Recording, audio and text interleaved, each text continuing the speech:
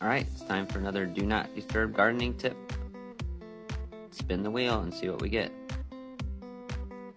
Number 92, don't fertilize plants under stress.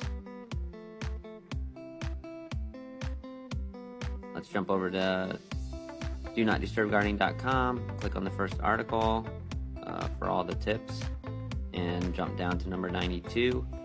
So we don't want to fertilize plants that are under stress, for example, a heat wave. The best thing to do is to water and mulch to try to keep your plants cool and fertilize after the heat wave is over. So your plants are trying to basically stay alive and not conserve all their energy and not grow. And if you fertilize, that is triggering to the plant, oh, I need to grow, and it's not under the right conditions to do that. So I can jump over to a few sources to see what they have to say about this. So the first source is from University of Minnesota Extension, and they say avoid applying fertilizers when plants are dormant or under heat and drought stress, and they explain more in that article.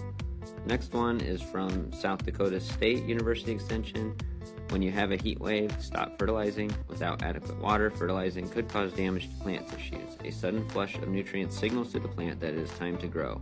It is dangerous and stressful for the plant during soaring temperatures because new growth is more susceptible to the effects of heat damage.